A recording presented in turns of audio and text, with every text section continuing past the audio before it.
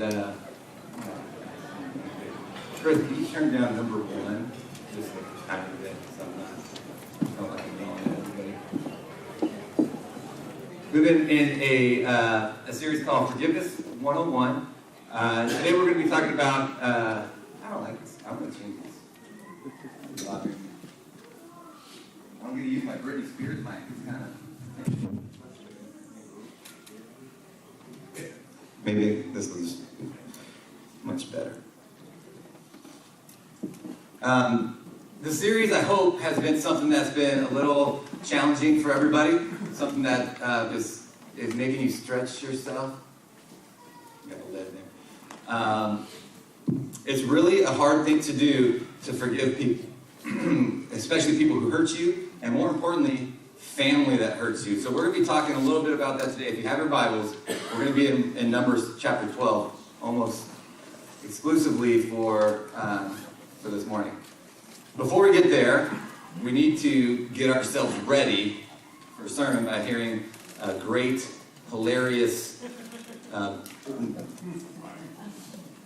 inspiring preacher joke. So, I heard the story of a woman who was teaching children's Bible hour, and as she was sitting with all her students, she was trying to make a point. And so she was saying, okay, kids, if I sell everything I own, have a big garage sale, sell my house, and give all the money to the church, will that get me into heaven? And they all screamed, no! And she goes, okay, well, what if I go to the church building every day, and I clean everything up, and I do all this stuff around the building, make it look spotless? Will that get me into heaven? And they all go, no! And she goes, well, what's going to get me in heaven? And a kid chimes up from the back and says, you gotta be dead! I don't know.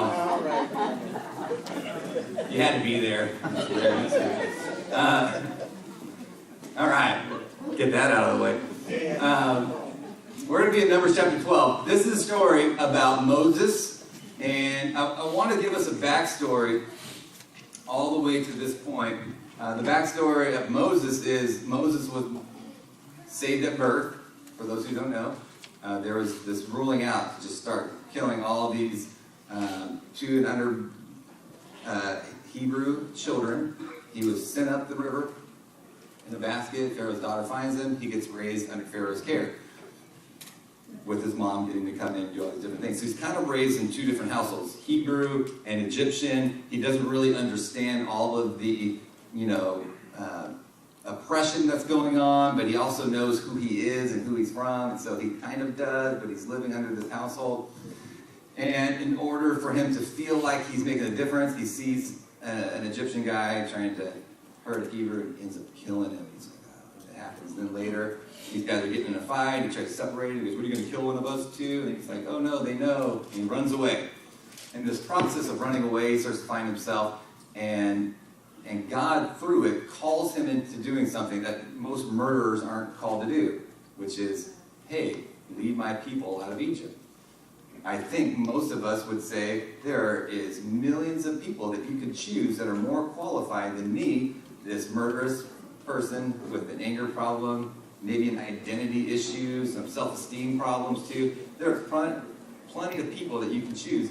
But God is persuasive, because 1, he met him as a burning bush. That should have been enough. 2, he just kind of yells at him, I'm going to give you the words, I'm going to give you somebody with you, just go, just do what I ask you to do, stop being a knucklehead, and I will take care of you.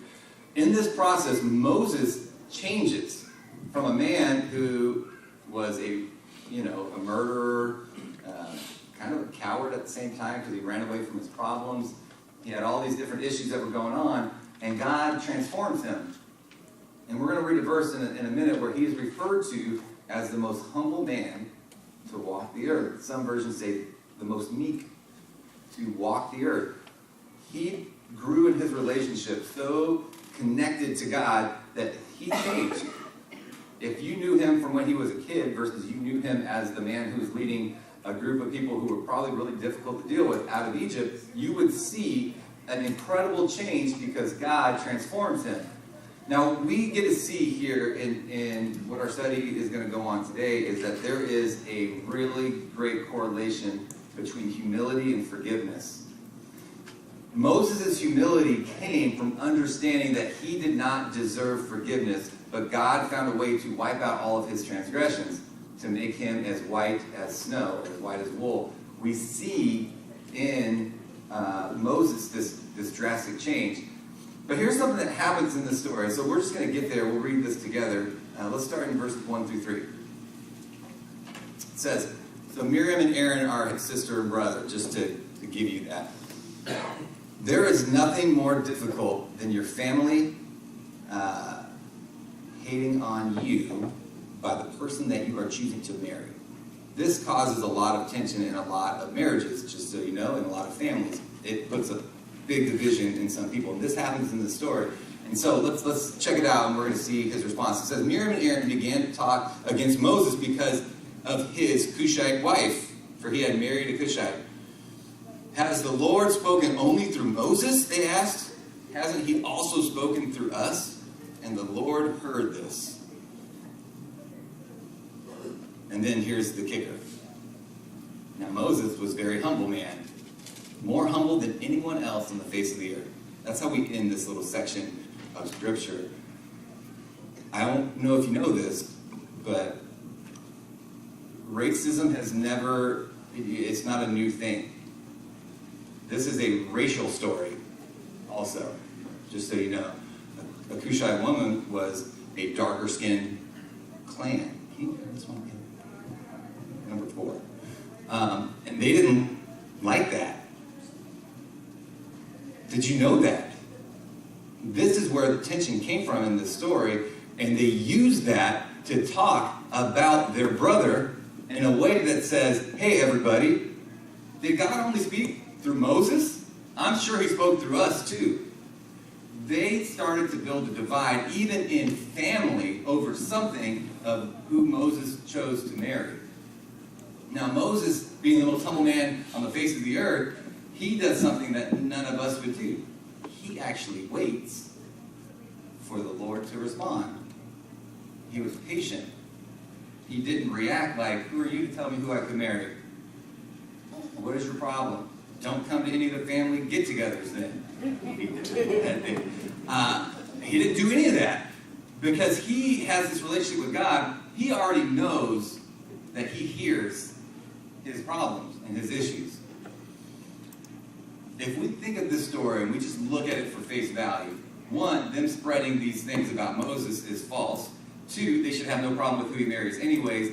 3, they should come to him and talk to him and not just blast this out for everyone. If we look at it from the outside in, we say these guys deserve to be punished of some way. There should be consequences for these actions. And there should be, and there's going to be. There's going to be a surprise kicker in the story of how Moses responds to even how God wants to treat them for what they are saying about Moses. I want to give us a story that's a little more modern to go with this, and we're going to pause it here and there.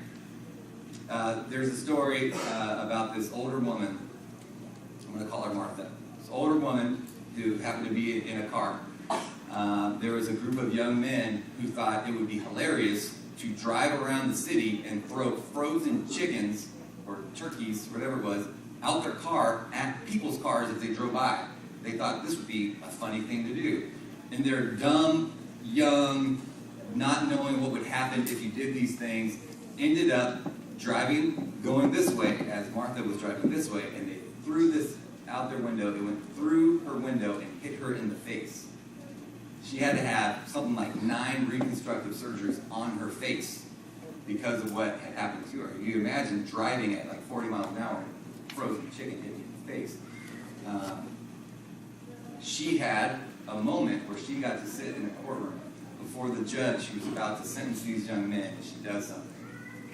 It's the same kind of pause in this story where Moses is sitting before the true judge and what's about to happen to his brother and sister and the judgment that is waiting them. So let's kind of see what happens as we move forward. There's this...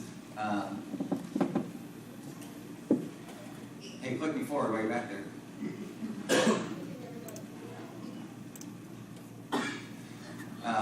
There's this moment where you know what you deserve to get, but something else happens. This is where the surprise happens. Take me forward one more time. In Numbers chapter 12, 4 through 9, it says, At once the Lord said to Moses, Aaron and Miriam, come out to the tent of meeting. All three of you.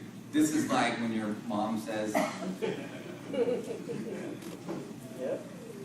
come here, or dad, depending on when they say, go get a switch. That's old. Now it's like, go find a chair that you're going to sit in for timeout. I don't know. It's not as scary. Back in the day, it was a little more scary. Go get my favorite wooden spoon, whatever it is for you.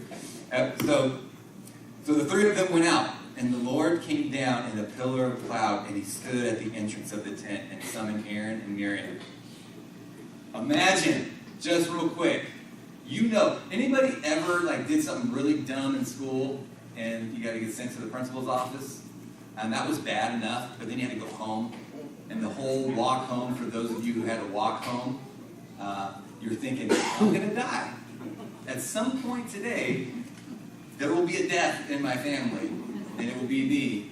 I was one who did these dumb things in elementary school.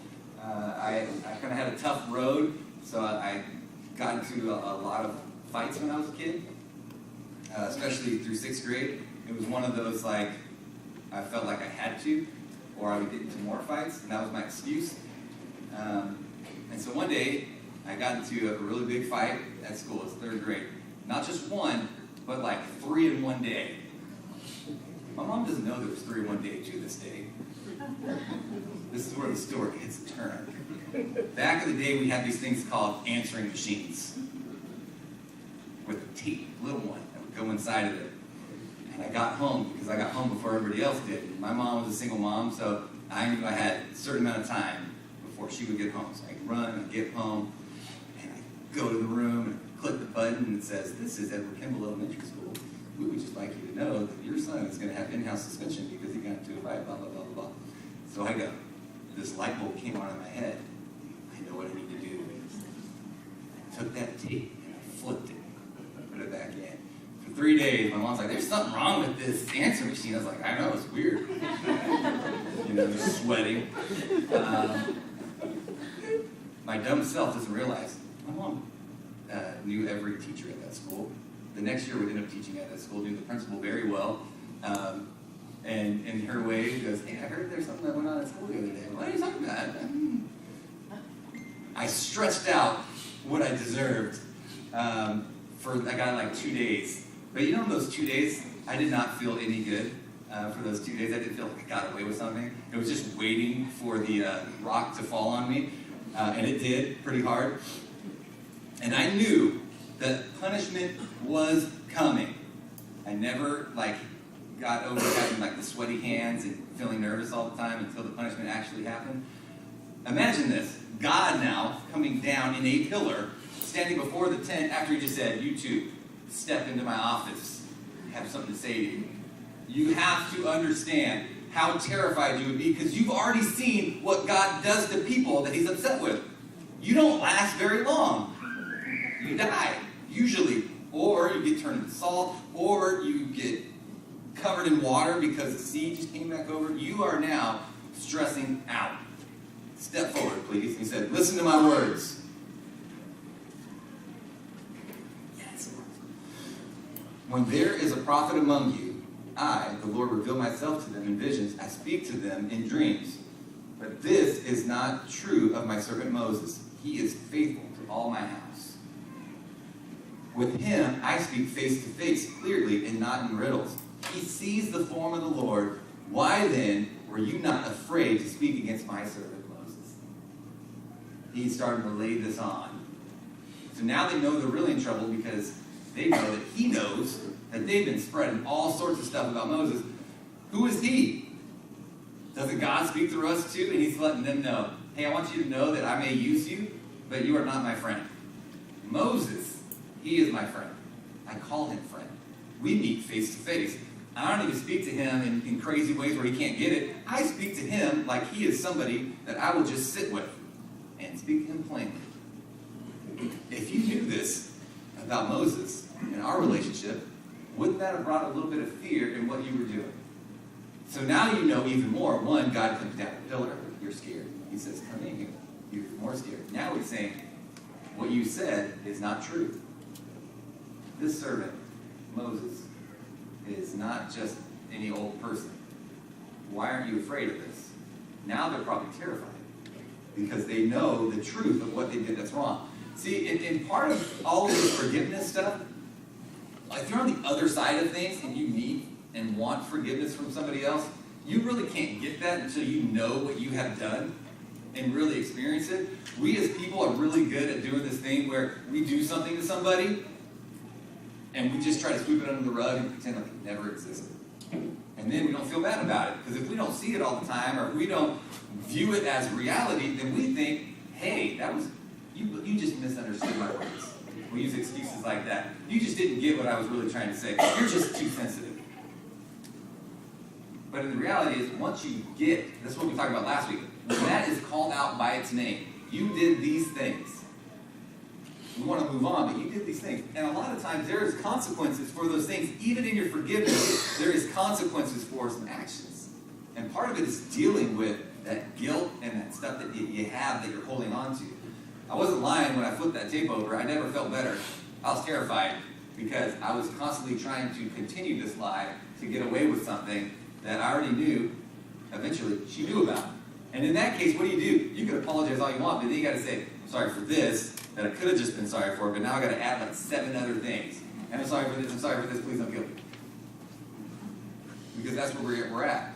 But if she never would have said, hey, this tape was flipped over, I would have still been living in it because I was too afraid to admit that I did some things, not only that affected me, but that also affected the name of my family, my mom's credibility, of how she raised me. All of these different things come into play that I wasn't owning up to. Aaron and Miriam now are finding themselves to a point where they know what they did wrong, and God is not happy with them. And this is where your fear really kicks in. The anger of the Lord burned against them, and he left them. That's when the door slams. I'll talk to you later. Nobody? Just me? I must have been terrible. This is when you get what you did was wrong. God is really not happy with you. But here's something that really cool that happens. And we get to see the characteristics of God in Moses. We've already seen his transformation of being the most humble man over anybody else that's walked the earth. Moses becomes something so different. And we see it in truth on how he deals with the situation. Jesus told everybody, hey, you know it said, love your neighbor and hate your enemy. It's that eye for an eye thing. But then he comes back and says, no, I tell you something different. It's even better if you can love your neighbor and love your enemy. Find a way to love those who are against you. This is his approach as the New Testament goes on. In the Old Testament, they had this eye for an eye thing. When you did something wrong, there was a lot of rules. This happens to you. One of them, like, if you steal something, that hand is going to go missing. They just did things in a way that showed you your sin, or whatever it would be called then, would be dealt with immediately. Jesus starts to show us, no, I need you to also learn how to love those who don't love you. And he shows us this completely in his life and how it takes the cross, and we've been really hitting that a lot in this forgiveness series. But check this out. Moses, with his brother and his sister, knows what they deserve. God is already angry. He could just sit back and say, hey, it's not me that's doing this to you. God saw what you did. You are getting it. You deserve every bit of it. But check Romans 12, 10 through 15. When the cloud lifted above the tent, Miriam's skin was leprous. It became as white as snow, not the good way. And Aaron turned toward her and saw that she had defiling skin disease. And he said to Moses, please, my Lord, I ask you not to hold against us the sin that we have so foolishly committed. See how Aaron is really quick to seeing this, because was he the one that was first punished in the story? No. He looked at his sister and goes, oh, I don't want that either. Moses, please, help us. Forgive us of this thing that we've done to you. And Moses, he continues, do not let her be a stillborn infant coming from his mother's womb with his flesh half eaten away. So here's what Moses does. He could easily, if any of you have been hurt, you don't have to raise your hand. This could be something. If any of you have ever been hurt by a family member, especially towards somebody you love, that you've committed your life to, that you want to live with forever, sanctity of marriage, you know how hard that can be because you love your spouse, but you know you love your family, And that divide can be so difficult. And you could easily just be so mad, so angry that you would take something out of the one that you love, that you would say, sorry, I can't do anything for you here. The Lord has spoken. It'd be really easy. And you might even laugh and smile on your way out. I'm talking about high five to you, God. But he doesn't. Like, his heart is so changed that he says, he cries out to God, please, God, heal her. This has to be a surprise for them both, because why would God listen to Moses? Why would he even change his mind?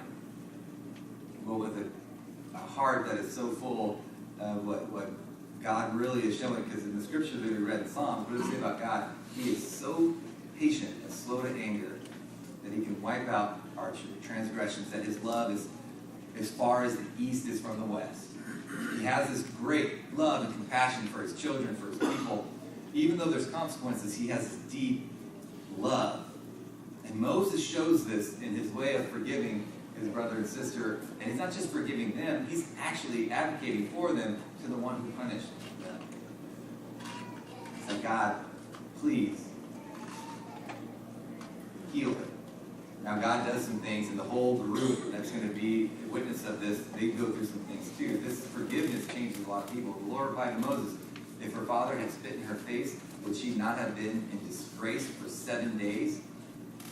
Confine her outside the camp for 7 days. After that, she can come in and be brought back. He's saying, and I know he probably doesn't even want to do this. I don't know, maybe he does. It's God. I can't talk to God. But he still gives, if there's still a consequence. Could you imagine if she did this to her father? Wouldn't there be a consequence? Wouldn't there be something that she needs to do? This is what I want you to do.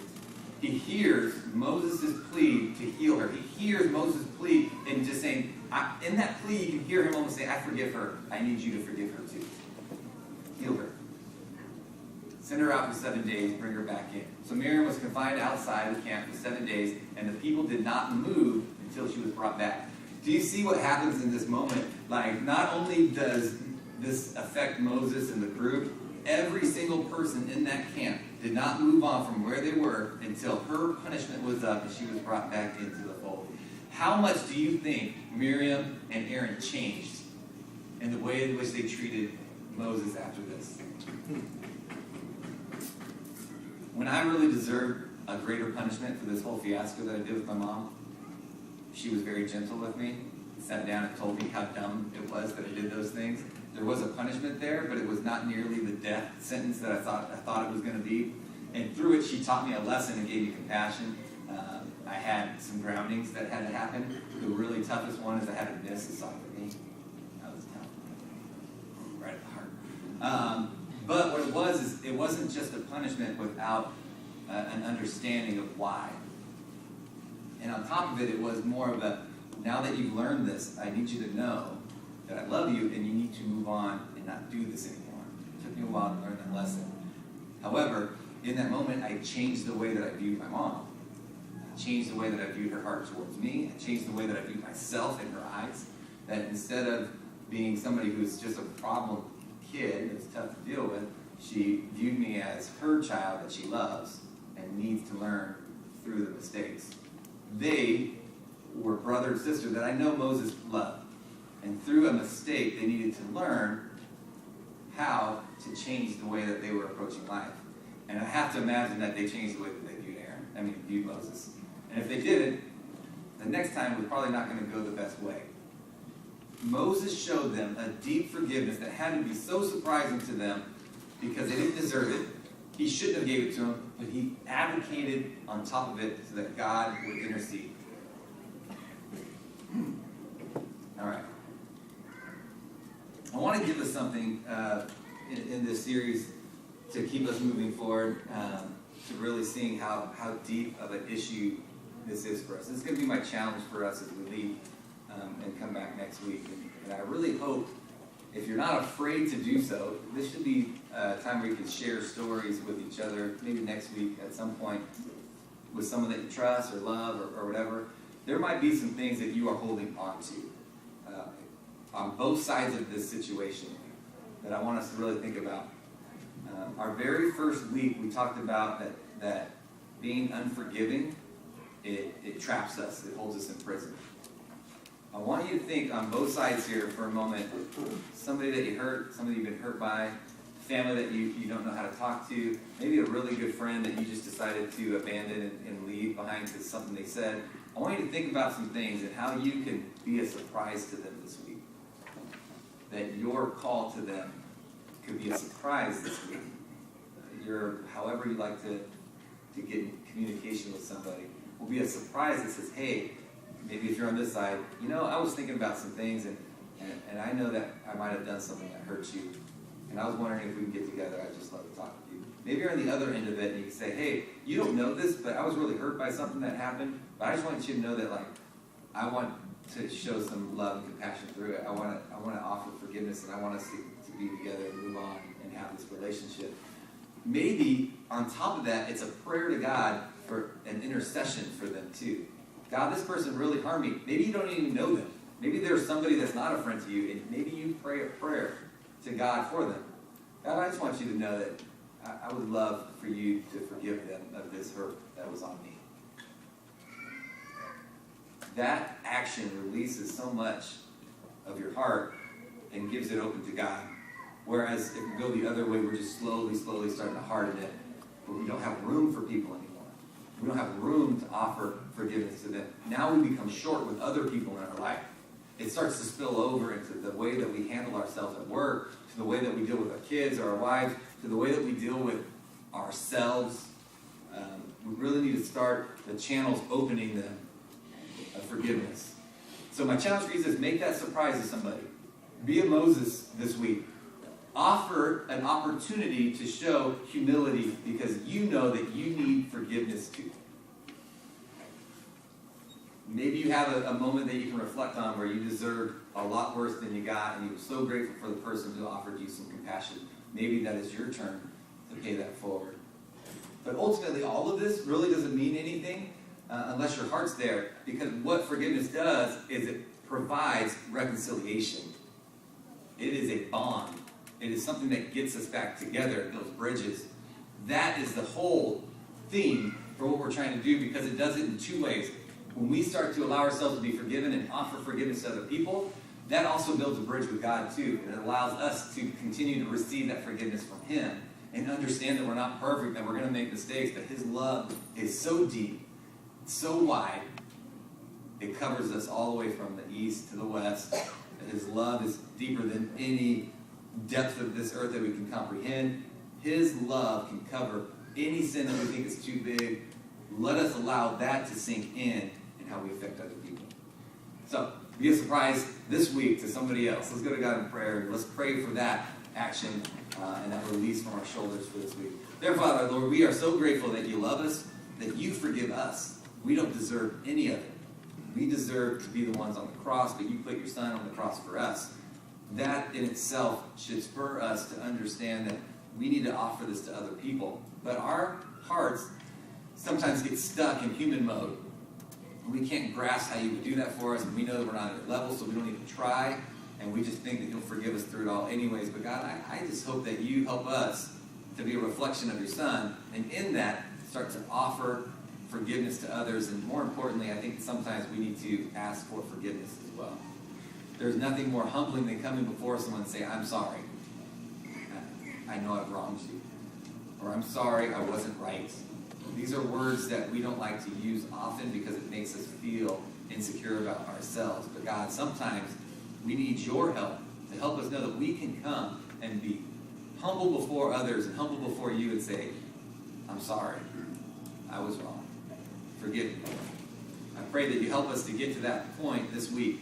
Just help us to try it out, to take it for a test ride, to call somebody and say, hey, I'm sorry, or hey, I just want you to know that what you did, I was hurt by it, but I forgive you. Help us to get there.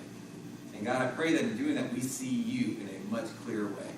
That we are taking steps towards you so that we can see you so much better and your forgiveness so much more. We thank you for that gift, and thank you for your Son. I pray this in His name.